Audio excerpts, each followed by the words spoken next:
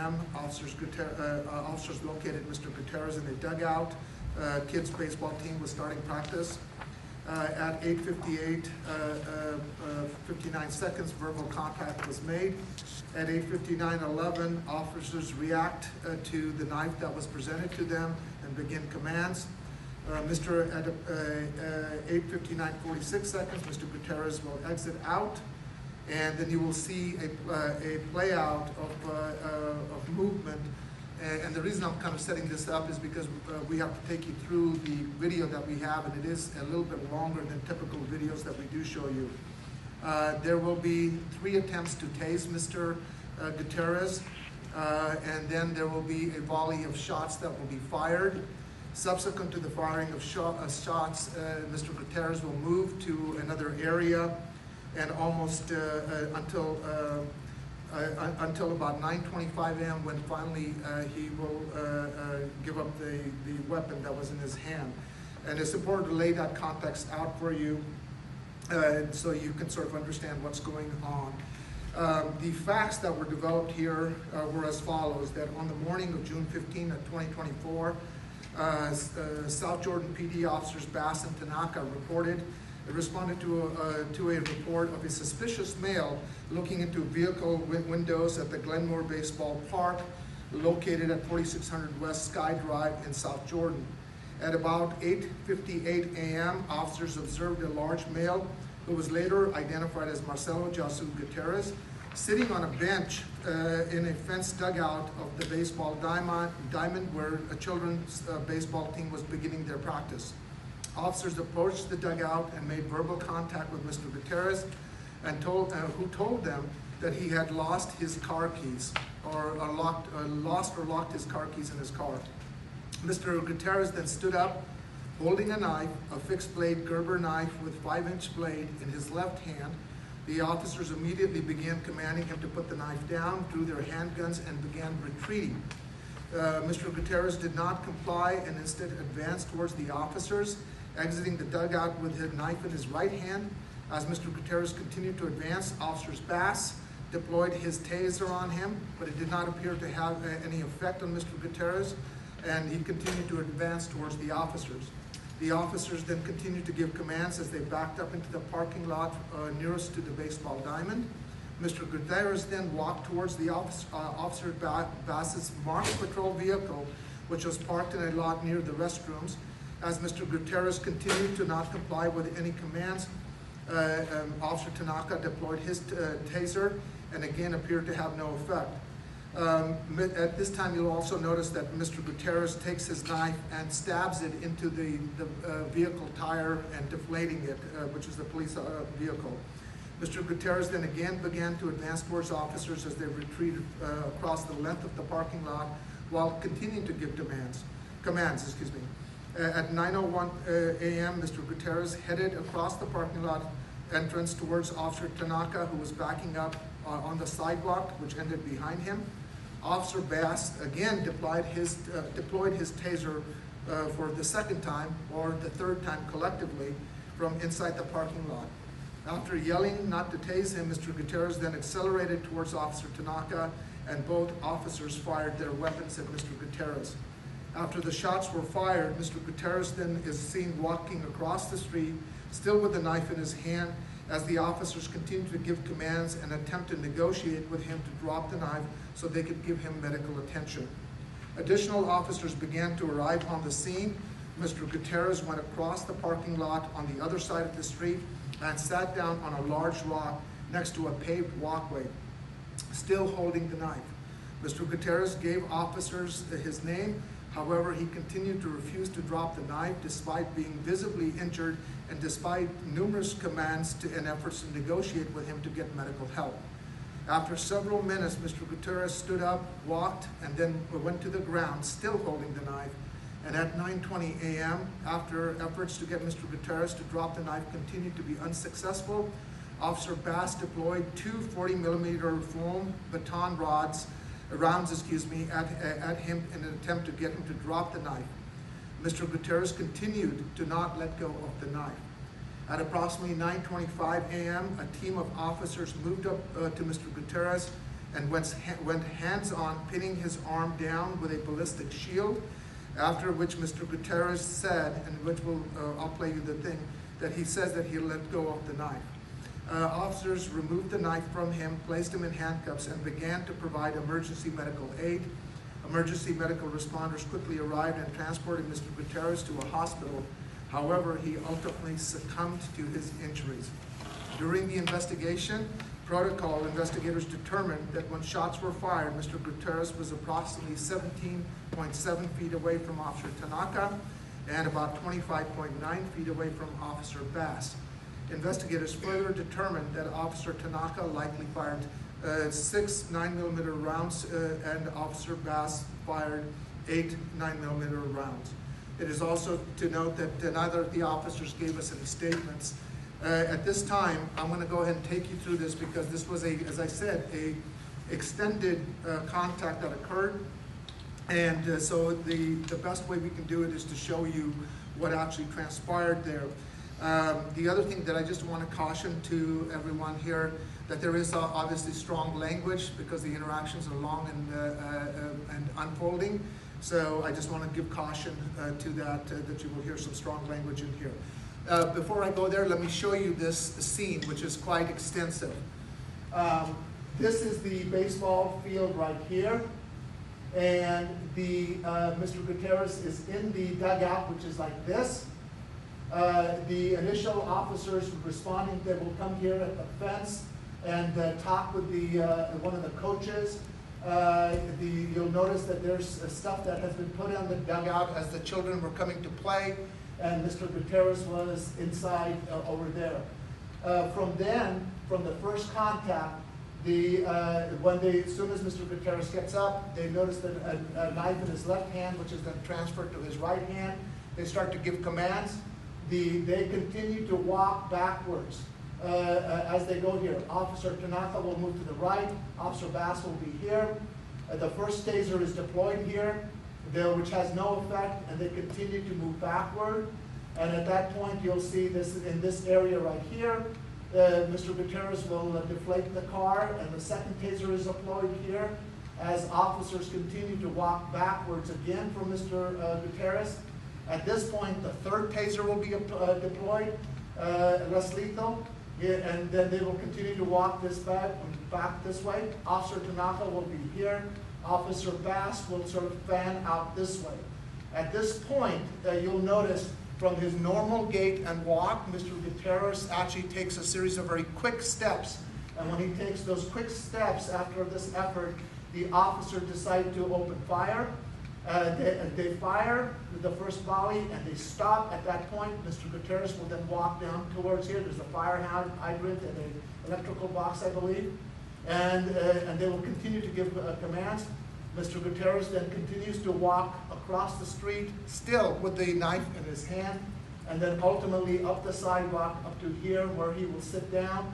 And throughout this whole duration, they're giving him commands. Officer Tanaka will move to the right because there are people walking on the sidewalk and trail. He will eventually come down here.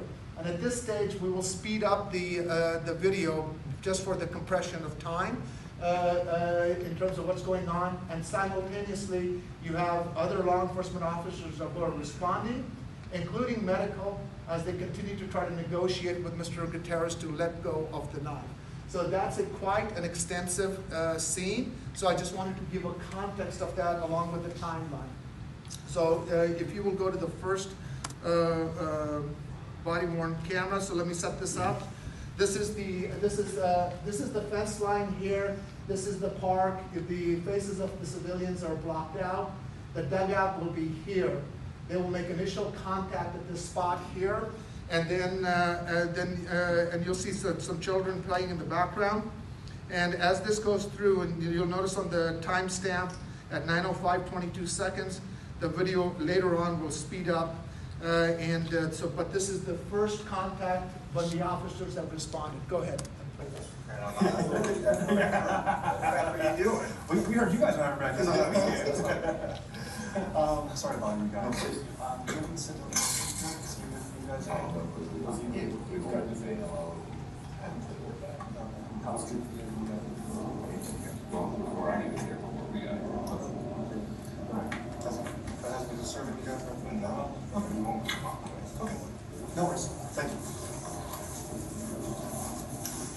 So the officers are approaching. Officer Bass here, Canapa will go here. Mr. Gutierrez is sitting, as you can see. You lost your car? Don't. There's a Hey, put the knife down, dude. Put the knife down. Put the knife down, dude. Put the knife down. Jordan 140's on his ears. Put the knife down. Hey, guys, get out of here. Hey, Hey, put the knife down, brother. Hey, come on, man. put the knife down. Come on. He's transferred the knife to You you guys, go, let's go. You hear the command, go let's lethal. Hey, come on, dude. Down, bro. Put it Dude, down. hey, dude, you're gonna get tased, man. Down. You're gonna get tased. Drop the knife. Do it now. Drop Dude, it. what are we gonna do? Drop it. What are we Drop gonna it. do? Dude, Don't, bro. hey, dude, don't do it, Don't bro. do it. Don't do it. Don't make us do it, man. Do it. Do not fucking make us do it, man. Do it. Take, fucking, no, take it. First No. station. Dude, no, fuck it, you, get off it. Dude, come on, man. Put the fucking knife down. Put the knife down, bro. Put it down now. Don't do it, man. Don't fucking do it. We don't want to shoot you. No, Put it dude. fucking down now. Dude, don't fucking do it, Put man. the fucking knife down. Dude, we don't want to fucking do it, bro. Down. Come on, You don't man. want to fucking do this, bro. Don't let us do it, bro. No. Come on, man. Do it, dude. Don't fucking do it. Put it down. Don't fucking do it, man. Put it the fuck down. Dude, come on, man. We don't want to fucking do it. Police Put it car. down. Dude. Hey, stay legal. Put the fucking knife down, bro. He goes less lethal. You're gonna get tased, bro. No. Hey, Second taser deployed. Put it down. He transitions back to lethal. dude. Hey, dude. Stabs the Come on, tire. man. Don't make us fucking do it, bro. Do not make us fucking do it. Drop it. Move. Move. Dude, don't fucking do it, bro. Put it down, bro. Do not fucking make us do it. Do it. Don't fucking do it. Don't fucking do it, man. Put the fucking knife down now. Put it down. Come on, man. We don't want to do it, bro. We don't want to do it, I man. want to do this. Dude, dude. Bro. No. Yep, I got it. So he goes again, less lethal, third Put it time. down, bro. Dude, come on, man. Come on, bro. We don't want to do this. Don't, man. Hey. Come on, man. So now Don't keep fucking an eye do on it, the bro. gauge. Just put the knife down, man. Dude, don't fucking do it. 14 shots fired, shots fired. Get on the fucking ground, man. Get on the fucking ground. Transition to Get third. on the fucking ground. Get on the fucking ground now. Come on, man. Come on. Put it down. Put it down. Put the knife down, man. Put it fucking down. Put the fucking knife down. We want to help. Put the fucking Come on, man. Put it down. Put it down. Drop the fucking knife. Put it down. We want to get you help. Dog, you gotta put the fucking knife down, bro. We need to fucking help you. Come on, man. Come on, man. Put it down. Put the knife down. We want to help you. Come on, man. Come on, dude. Come on. Put the knife down, bro. Come on, man. Put the knife down. Come on, bro. We've learned this. His Come on, man. damper, falling off. Put the fucking knife down, bro. Put it down. We know you are, man. Just put the fucking knife down. Put it down. Put it down. Dude, come on, man. Drop it, dude. Come on, we're gonna get you help. Put it down. We need You help. want us to fucking save you, bro. You need to put the knife down. Put it We down. get a medical help now right now. Come on, man. Put it down. Just put the fucking knife down, dude. Just put it down, bro.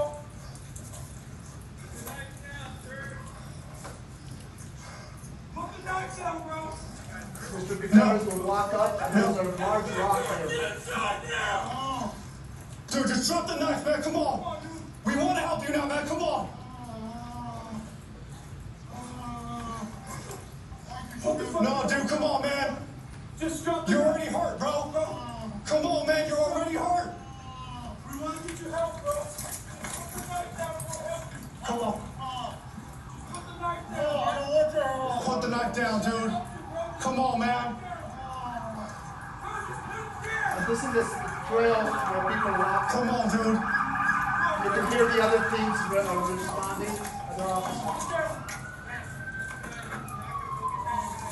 Go on. Tanaka will run up there to make sure no other people are walking up from the other side, and also look for the person up in this area.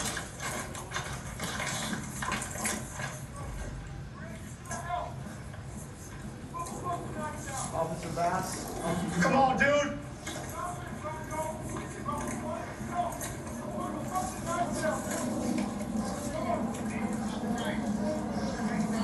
He sits on the rock. Dude, just put the knife down, man, so we can get you some help. Just drop it!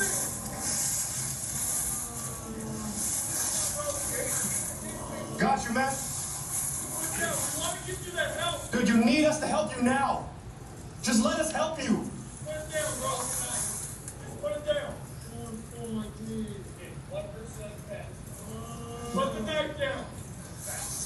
We have medical coming to help you, but you need to put the knife down.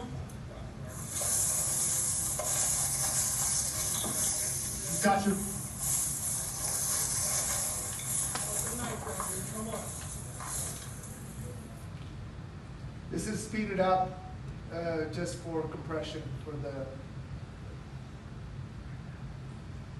They continue to give commands, trying to get him to drop the knife. So medical is stationed, but they can't get the medical to him until he drops the knife. Tanaka then moves up here. Other officers are setting perimeter around him. And at this point, he gets up and sort of kind of falls down over there. We can get medical down here for you. Toss the knife over there, and we'll get medical for you. He'll slide off from there. Hey, your dad's name is Eddie, right? Yeah. If we're able to get down on the phone, will you drop the knife?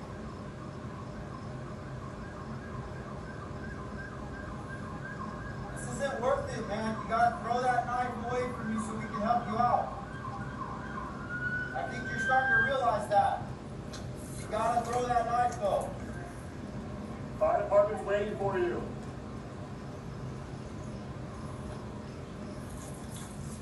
This thing's gonna fucking bleed out, man. If we don't fucking... Marcelo, come on, man. Come on, man. Come on, bro. Drop the knife. We want to get you help. Come on, Just man. drop it, dude. Drop it, man. Just drop it, Hey, Rob, please. call your dad right now.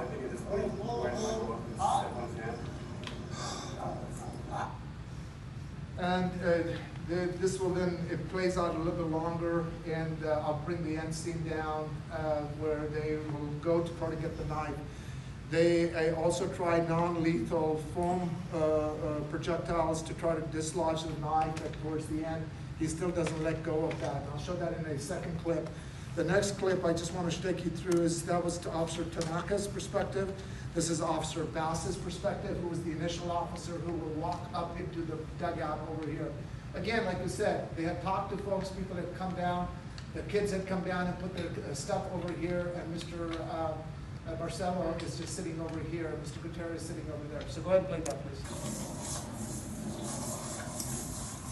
And you'll see Tanaka go to the right. What's going on? How are you, man? You lost your car keys? Yeah. Which one's your car? Stands up. Hang on. Don't. No. Put the knife down, bro. Put the knife down now. Put the knife down. Put the knife down now. Hey, get back. Put the knife down, bro. Hey, put the knife down. I got you. I got you. 15 Tanaka million. doesn't go less lethal. Put the knife down, He bro. goes on lethal Put it as down. secondary backup. You're gonna get tased. Put it down. Drop the knife. Do it now. Drop it. The distance is a lot more closer Drop it. than it looks like. Drop it. With the angle from the Don't, camera. bro. Don't do it. Don't do it. Don't fucking do it, bro. Do not fucking do it. Taser, taser, taser.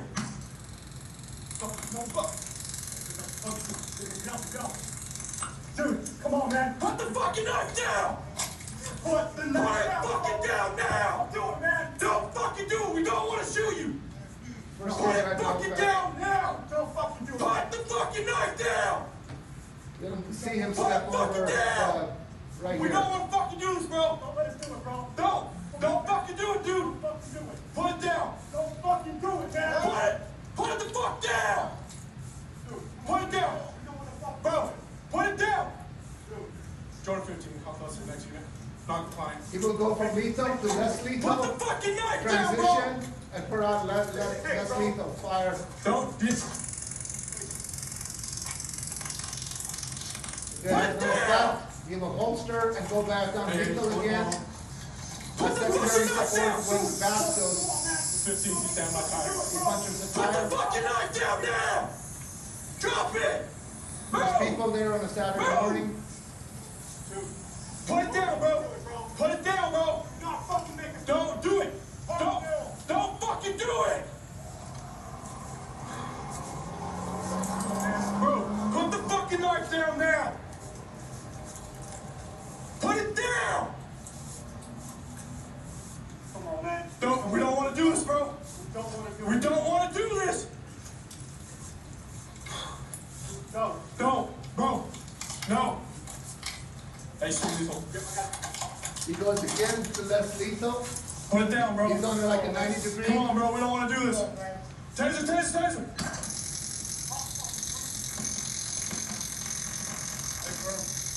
Don't fucking do it, bro. 10-14, 3 taser deployments. And All keep three an eye on non-effective. check in, change of gate. Put it down.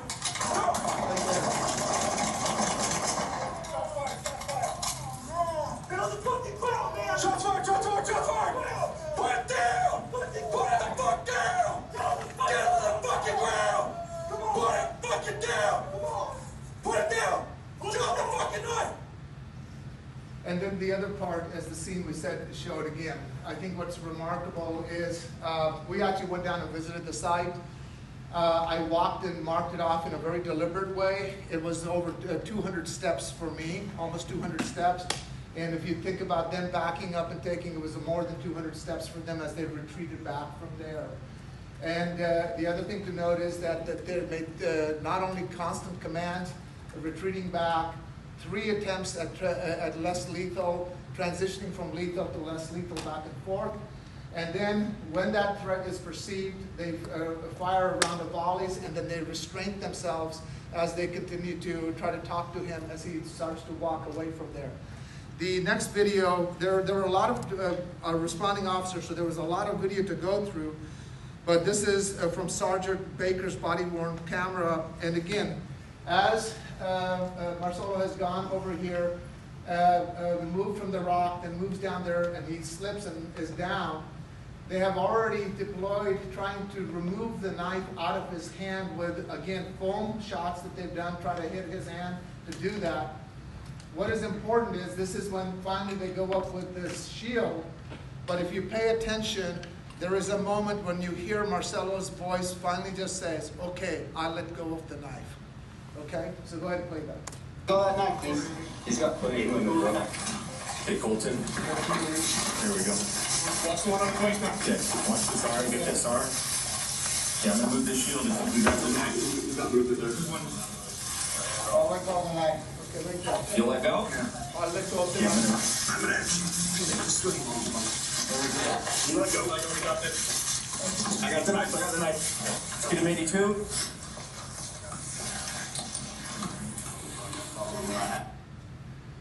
And the other thing that next photograph, keep going to that. And so this was the fixed blade knife that was in his hand. This was the second knife that was taken off of him. And when Mr. Gutierrez is walking from that fire hydrant across the street, I believe this is the sheet that is the cover for the knife that is dropped in the roadway. So after going through all of this and going through the context of it and the totality of everything that was presented to us, it was we conclude that the facts in this case, together with the reasonable inferences about Officer Tanaka's and Officer Bass's decision to use deadly force, would likely support a finding that they believe deadly force was necessary to prevent death or serious bodily injury to themselves or to others. As such, we believe that a jury would likely find that the facts and a reasonable inferences satisfy the elements of affirmative legal defense of justification, and therefore afford them a legal defense to a criminal charge. Accordingly, we decline to file any criminal charges in this matter. I'd be happy to answer any other questions. So did the tasers connect, or why didn't he go down? Yeah, he had clothing on also, so it was probably a combination of that. But they were hitting marks, but they were just not having either penetration or the effect on it. You can hear the taser cycling, that clicking sound that you hear, but they attempted 3 times. I think the other thing that's important here is that you see, what was remarkable was the communication between the 2 officers. From the first moment of contact to Officer Tanaka, giving the direction to Officer Bass, go less lethal. Bass is transitioning to less lethal. Tanaka goes lethal as secondary coverage. They make that first firing of the taser. It has no effect. And you saw that transition from lethal to less lethal because Tanaka was on lethal. And so then Tanaka holsters his gun and goes to less lethal on the second taser. That has no effect. And so then he transitions back to lethal as Mr. Gutierrez continues to walk. And then they communicate again as he's walking towards him. And that Bass then goes off lethal, back to less lethal, and then makes the third attempt, or the second one for Bass, to taser him as well. And so they, that was sort of the sequence, and there was, the communication was quite remarkable. It sounded like at one point an officer said, we're going to call his dad. Yes. So had they had dealings with him before, or how did they know who his dad So was? that's a great question. So our focus was on the decision to fire. And there is a lot of videotape to go through because it was a long scene. And what we could determine was that there is an interaction. Tanaka is there, and when you play the videos out from there, you can see here, Tanaka and Bass are there, and there's this officer who is there talking to Mr. Gutierrez, and is talking to him about calling his dad, and Mr. Gutierrez does give him his number. That officer does call and gets Mr. Gutierrez's father on the phone. And while Mr. Gutierrez is still sitting there. And we see that there's some interaction that occurs with Mr. Gutierrez, the father, who is asking where they are and can he come down there. And then there is a abrupt close of that communication that occurs from that officer to Mr. Gutierrez. I don't know why that happened. But that is within that context of that, and they are in a better position to explain that.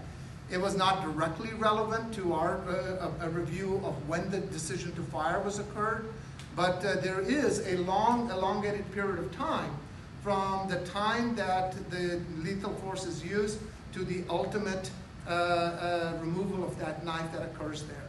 And there are other folks who are there who have obviously arrived after the shooting has occurred, and they have body-worn camera. But as far as we were reviewing it, we could see that that contact occurred. There was an officer who was speaking to the father, there's some communication, and then there's a closeout of that call. And so when you spoke to the family earlier, quite a lengthy conversation, sounds like. Did they give any insight on what was going on with this guy?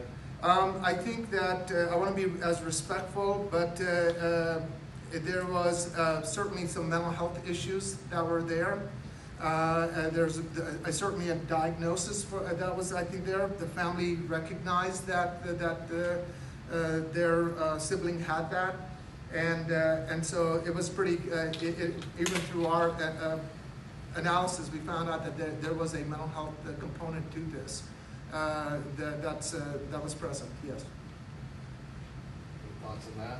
Yeah, well, yes, I do have thoughts on that. My thoughts are that, look, I've done a lot of these, unfortunately, and there is a significant intersection of people who are having mental health challenges within law enforcement, and conservatively between 30 to probably or 40% or more always have some nexus of mental health component, and we've talked about it before. That is a complexity that enters in here.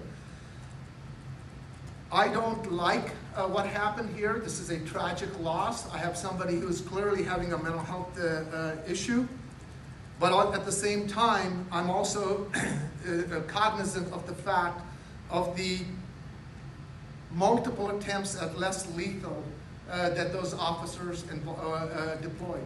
From the moment that Mr. Gutierrez gets up, and I'm not blaming Mr. Gutierrez in this, I'm just sort of observing, he is constantly moving forward and the officers are constantly moving backwards. And we have, whether we like it or not, as law enforcement in our communities, we're gonna have these mental health issues. And I've said this before, every agency should have a very articulate protocol of how you are going to deal with somebody who has that mental health issues, especially if you have time, and more than the once a year training that you do. And I would encourage, and I've said this before, every law enforcement agency, this is a reality. You really need to have a very well-defined protocol in place. You need to train your officers on multiple times, and to those large agencies which can, they should have a mental health unit like we used to do many years ago, a crisis intervention team that is specifically training officers who are interested in these issues and who can then respond to them. Now, having said that, every situation is dynamic. And there's been some studies that have been done in Los Angeles in creating those units. And there is an interaction that's occurring. So while you can try to mitigate it, the facts unfold, and then sometimes that happens. What is unique about this particular OICI is the distance that's covered and the time that goes on to it. It's almost over 40 minutes long. And from the time that the first volley of shots are done, those officers do not re-engage with lethal force. And one of the reasons I played that out is I wanted to get a sense of what was going through the officer's mind. And you can hear it in their voices, and even as Tanaka is talking to himself, they're genuinely trying to get help to Mr. Gutierrez. But you have somebody who does not have, who doesn't let go of it till the very end. Now, what they could have done in the meantime or other things, that's tactical issues for the agency to address. But for our purposes, this is what we have to look at, was why was that decision? And to your question, yes, mental health is a very important part of it, and we can never prepare ourselves enough. And we have to do it in a very intentional, deliberate way, more than a couple of hours once a year. Did these officers follow a specific protocol? The officers, I think, again, each agency has their own internal protocols. For our purposes, what we're looking at is objectively, what is the nature of that contact? Within the nature of that contact, what are the underlying facts, how that contact evolves? And we have to go back to, I've said many times before, we have to go back to that moment when the decision is being made to use lethal force. What is the officer's perception? What is it that they've experienced as this event unfolds? And when we look at it in the totality of the circumstances, I cannot begrudge the officer's attempt at less lethal. And there is a qualitative difference in the gait and the movement that occurs when that decision to fire lethal occurs. There's actually a quickening of the pace as he's trying to move for that. Now, what could have been done, should have been done, whatever, that is not what we look at. We look to see whether we can criminally charge based on the objective facts and the statutory requirements that we have. So from an outside looking in, they followed, for our purposes, a protocol that was appropriate. I don't know what their internal protocols, because there may be differences there, whether they have those different trainings. So that's something the agency can better answer for them. What else? Any more questions?